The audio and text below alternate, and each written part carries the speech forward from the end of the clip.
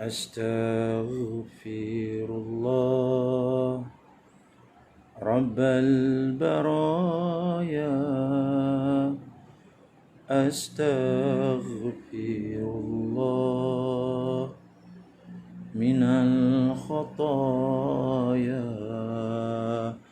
أستغفر الله رب البرايا أستغفر الله من الخطايا أستغفر الله رب البرايا أستغفر الله من الخطايا أستغفر الله رب البرايا أستغفر الله من الخطايا أستغفر الله رب البرايا أستغفر الله من الخطايا أستغفر الله رب البرايا أستغفر الله من الخطايا أستغفر الله رب البرايا أستغفر الله من الخطايا أستغفر الله رب البرايا أستغفر الله من الخطايا.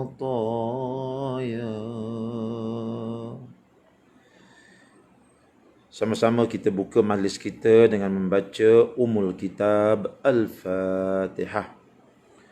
A'udzu billahi minasy syaithanir rajim. Bismillahirrahmanirrahim. Alhamdulillahi rabbil alamin. Ar-Rahmanir Rahim. مالك يوم الدين إياك نعبد وإياك نستعين اهدنا الصراط المستقيم صراط الذين أنعمت عليهم غير المغضوب عليهم ولا الضالين.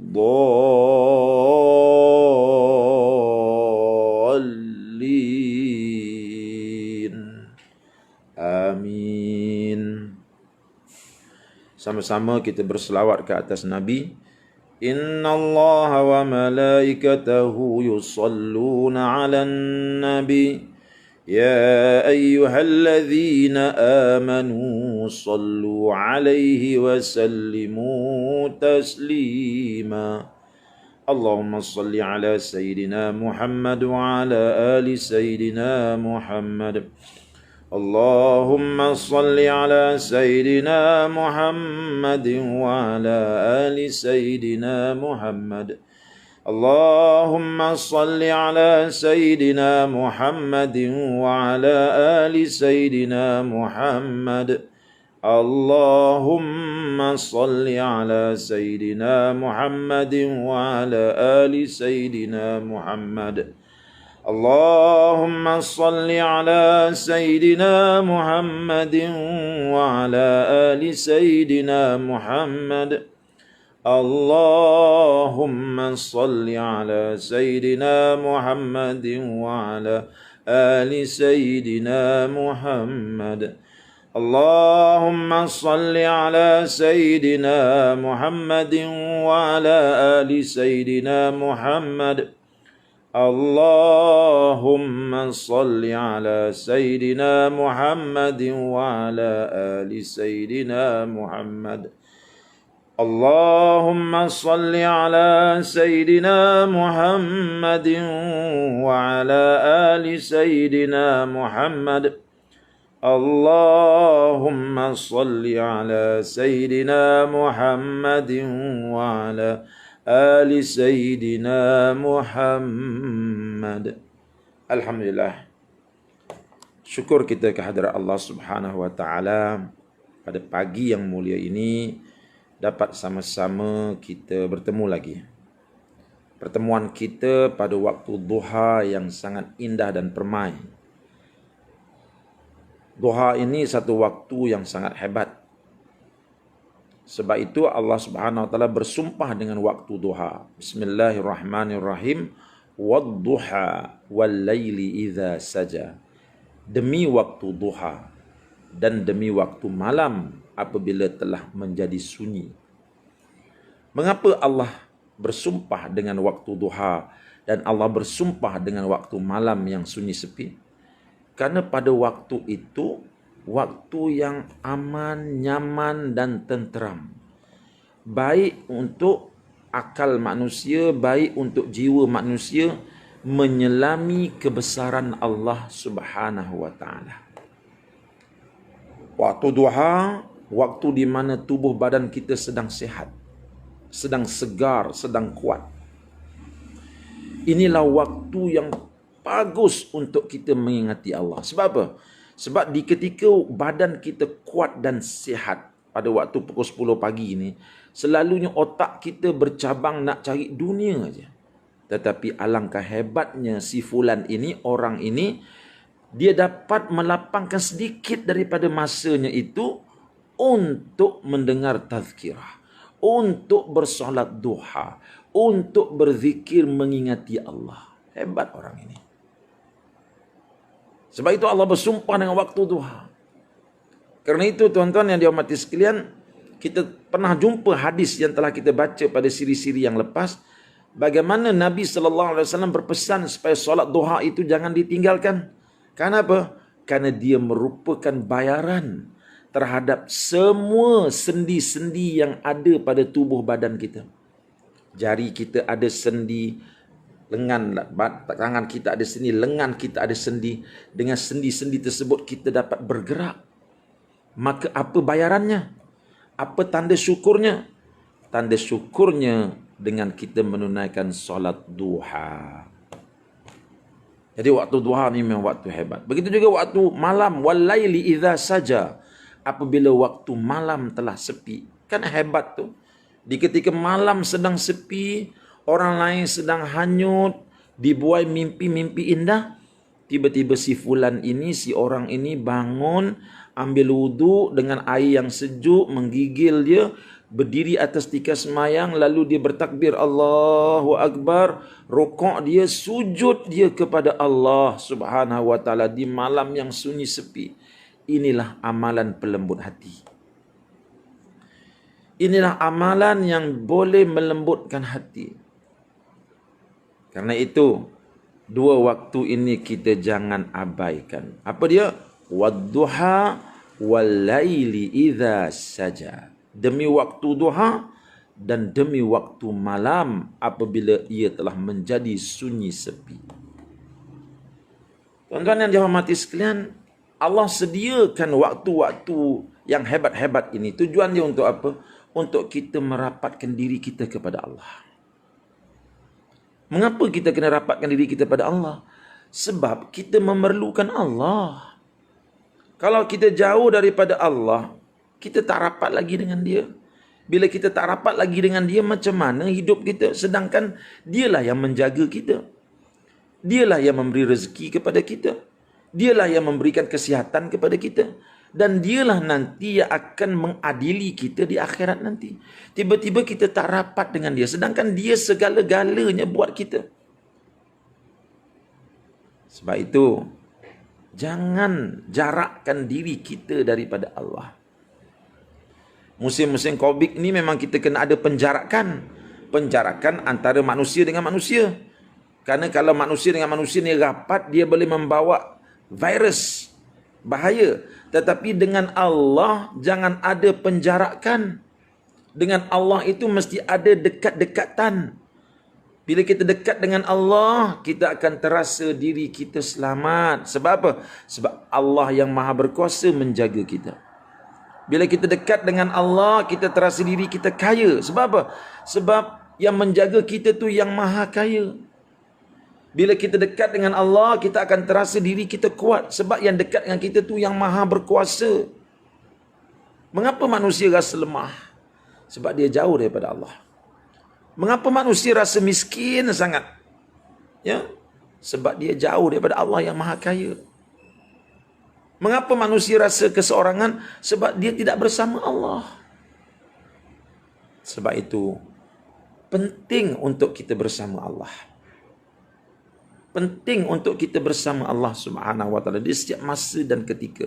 Ini untuk jiwa kita.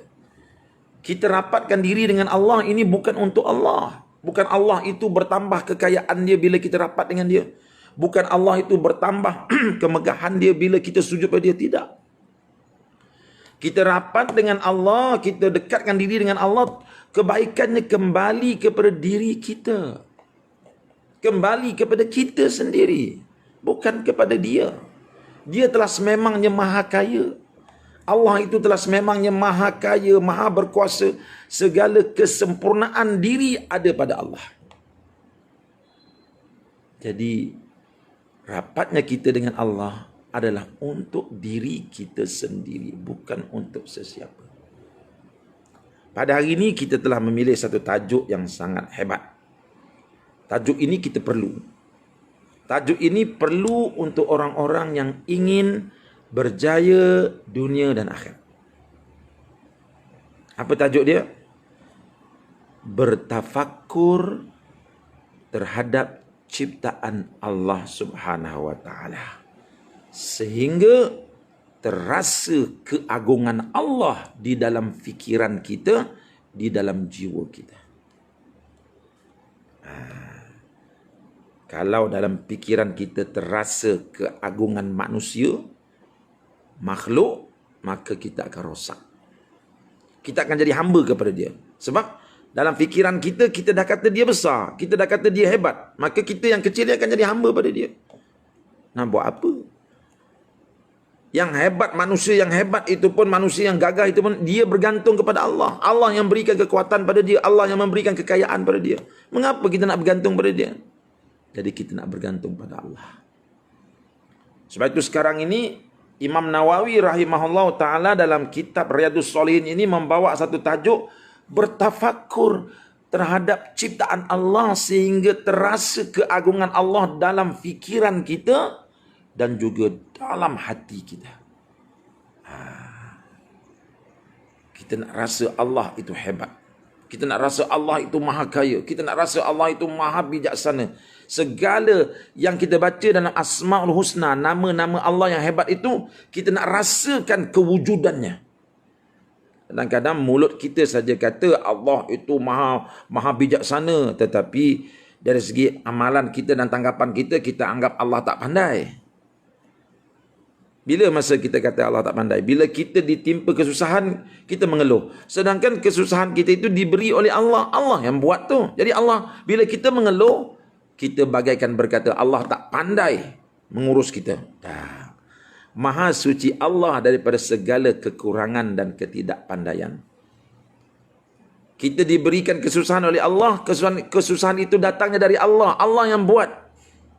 Itu untuk kebaikan diri kita. Allah pandai dan maha bijaksana. Sebab itulah kita nak bertafakur ni, nak bertafakur terhadap ciptaan Allah supaya keagungan Allah itu timbul dalam fikiran kita.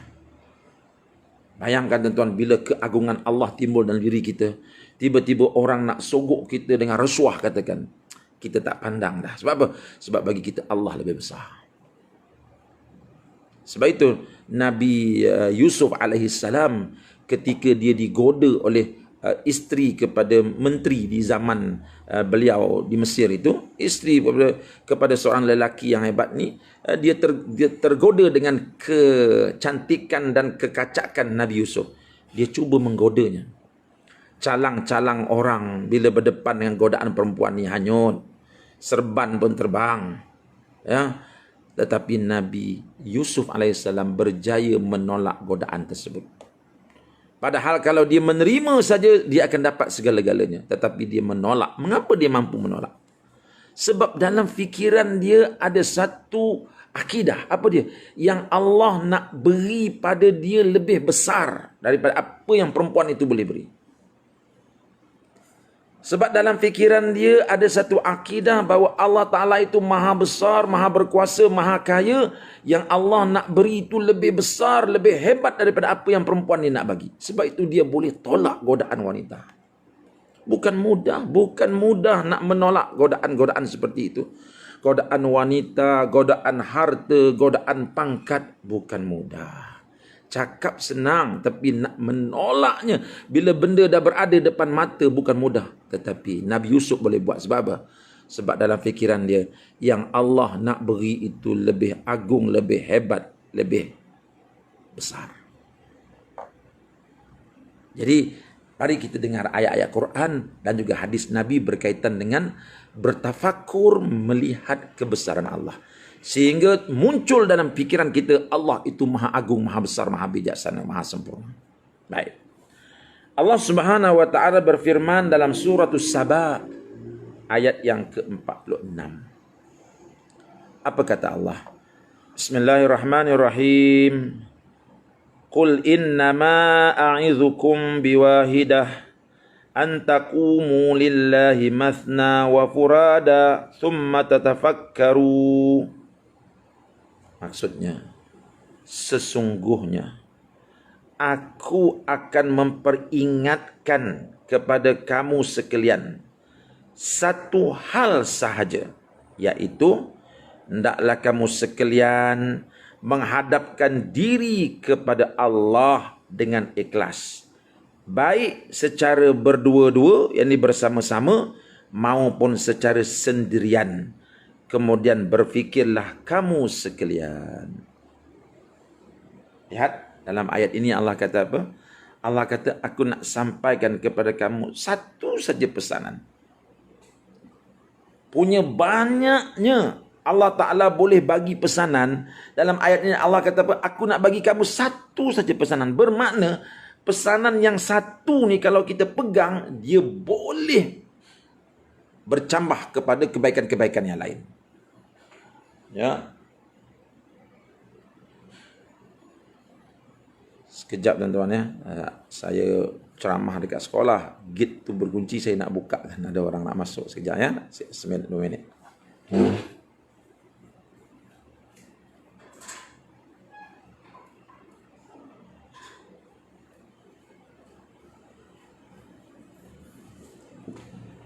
Dah kembali dah. Bismillahirrahmanirrahim. Tuan-tuan, punya banyaknya nasihat yang Allah Ta'ala boleh beri. Tetapi dalam ayat ini Allah menyebut dia nak bagi satu saja. Makna yang satu ni ibu dia. Ibu dia. Jadi bila ibu dia ni kita pegang, maka nanti yang lain, kebaikan-kebaikan lain itu akan beranak. Sebab tu Allah sebut, a'idzukum biwahidah. Aku nak beri kamu satu nasihat, satu ni aja. Pegang ni betul-betul. Ya. Apakah Allah Ta'ala tu tak ada idea nak bagi nasihat yang lain? Lah, Allah itu maha bijaksana. Allah itu maha berilmu. Tetapi Allah kata, aku nak bagi kamu satu ni. Kalau yang satu ni kamu boleh pegang elok-elok, Masya Allah. Yang lain tu akan beranak kebaikan dalam diri kamu. Apa dia? Antaqumu lillahi mathna wa furada thumma tatafakkaru. Nasihat aku yang satu itu ialah hendaklah kamu sekalian menghadapkan diri kepada Allah. Baik secara berdua-dua atau seorang diri, kemudian berfikirlah kamu sekalian. Ada dua perkara. Dalam nasihat ini ada dua benda yang Allah Ta'ala suruh buat. Apa dia?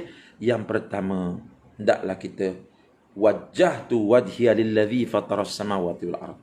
Hadapkan diri kita, hadapkan fikiran kita, hadapkan hati kita kepada Allah. Supaya kita bangun malam lah.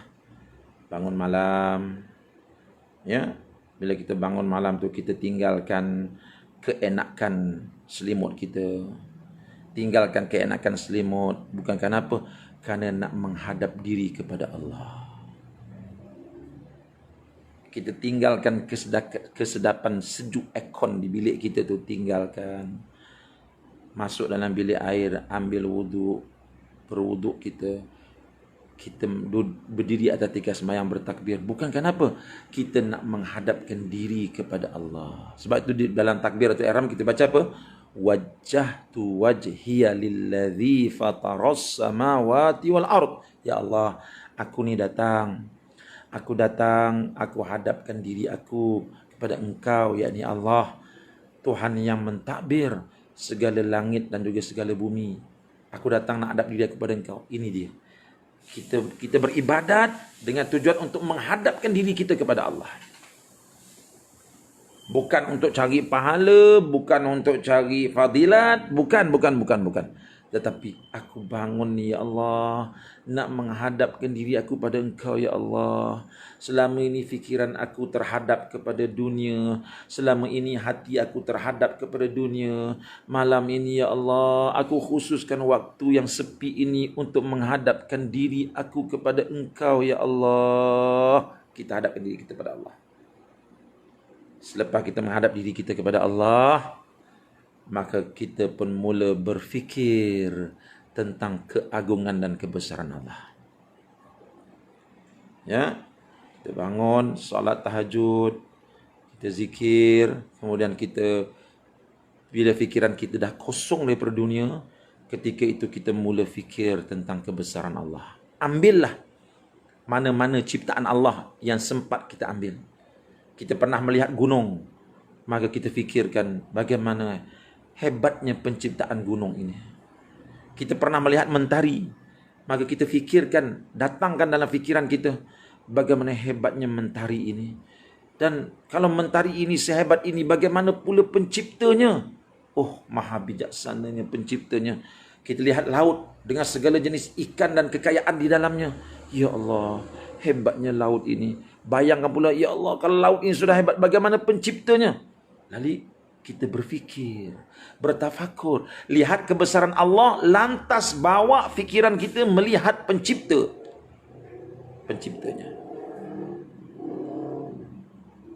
Jadi latihan sebegini akan mengikat fikiran kita untuk ingat Allah.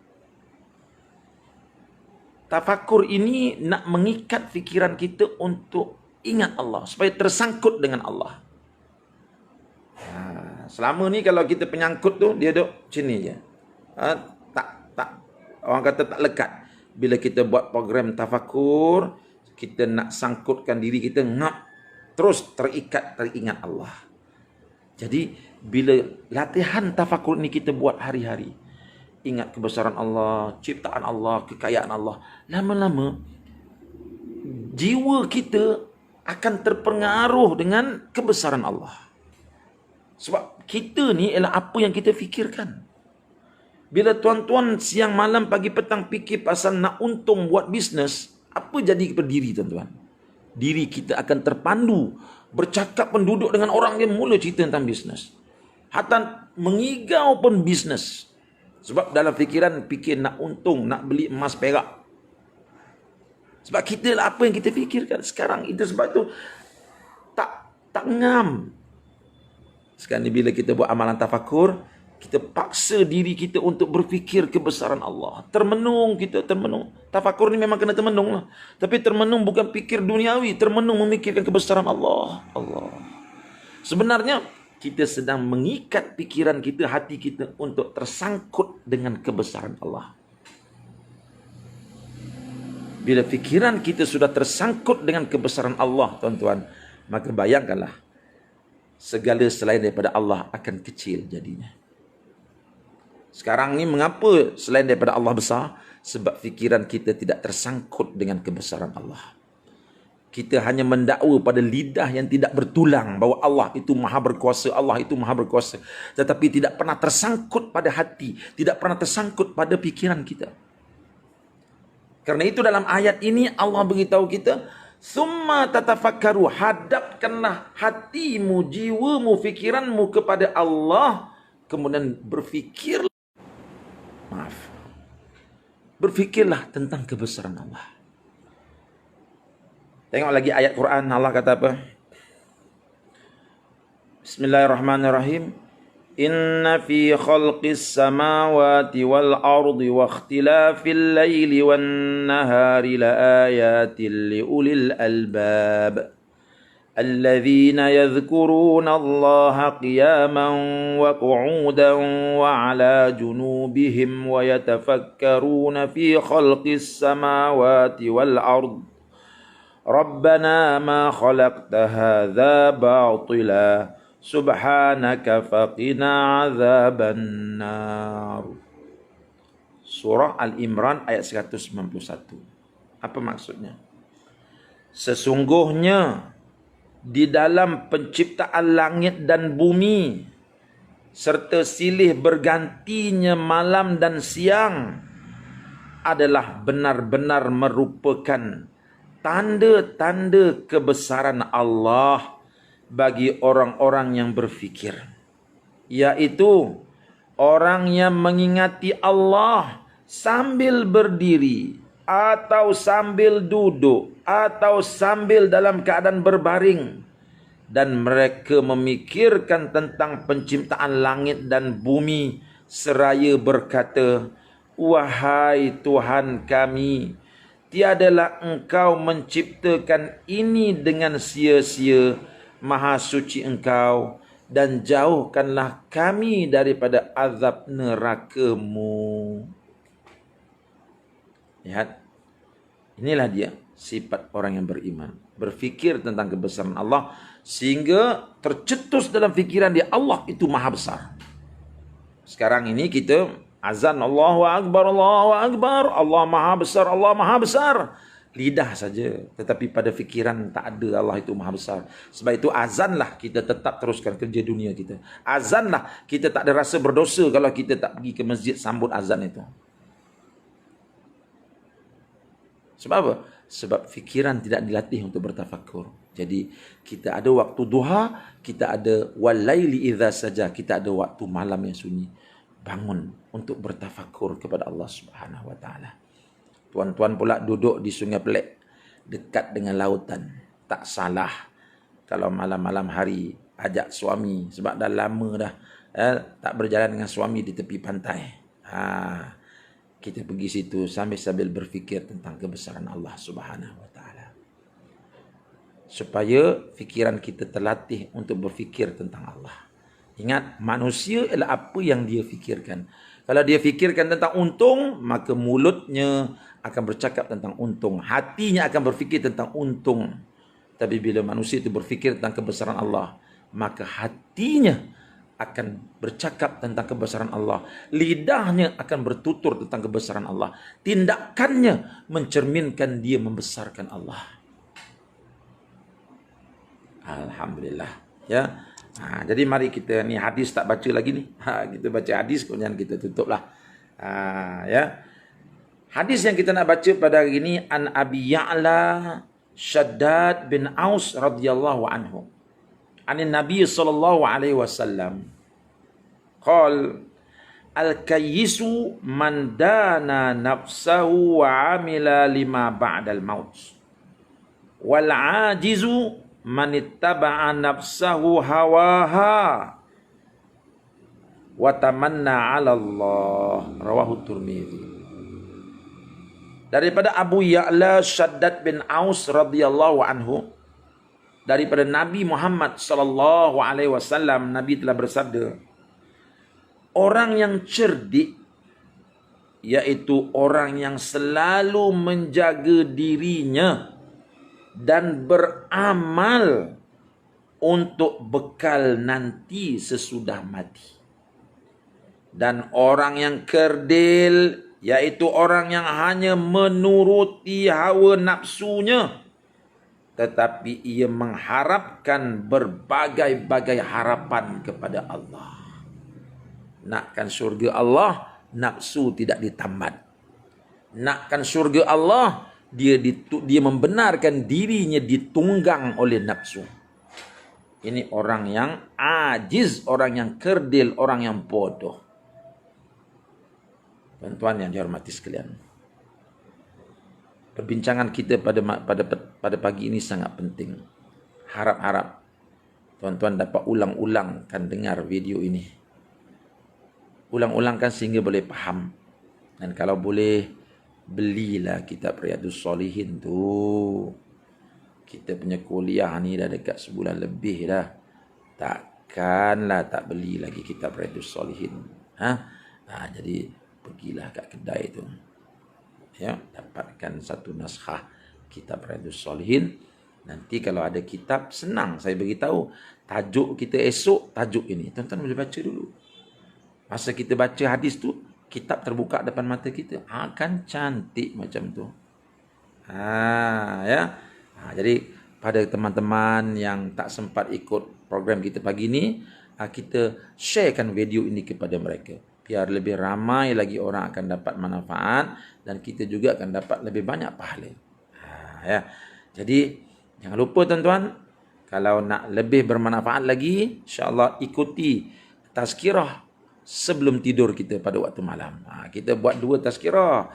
Tazkirah waktu duha pukul 10 pagi, tazkirah sebelum tidur pukul 10 malam. Jadi ikuti, jangan tidak ikuti, ya. Tuan-tuan boleh pergi kepada grup pencinta ilmu Sungai Pelek. Kita akan sharekan daripada grup Ma'had Dakwah wal Irsyad. Daripada situ tuan-tuan akan dapat ikuti tazkirah malam sebelum tidur. Kita mahu bangun celik mata, kita dengar hadis. Sebelum tidur kita dengar hadis. Alangkah indahnya hidup kita. Ya. Jadi insya-Allah saya rasa cukup sekadar itu tazkirah kita pada pagi yang mulia ini.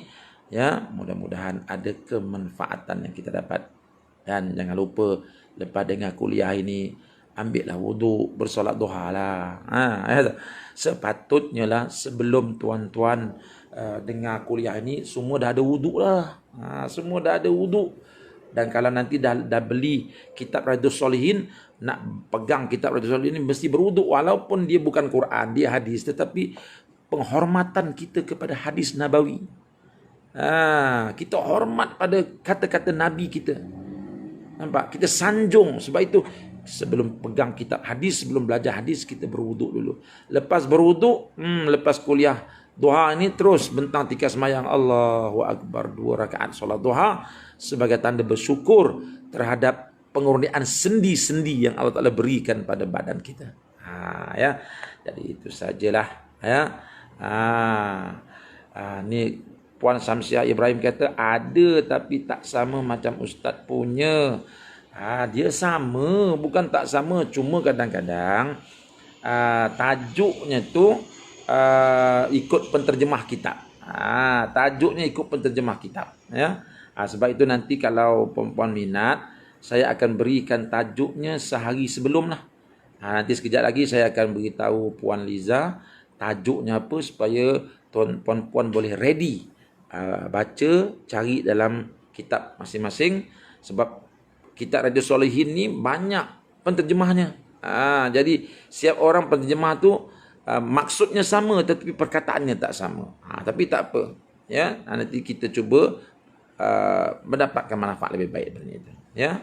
Jadi itu sajalah dari saya. Ya. Kalau saya guna kitab ini. Tu. Nampak kan? Ni. Jadi dia ada 2 jilid. Jadi kalau kita boleh beli kitab yang sama, lagi bagus. Lagi mudah untuk kita belajar.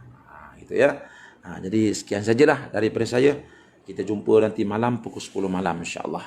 Ajak suami, ajak isteri, ajak anak-anak.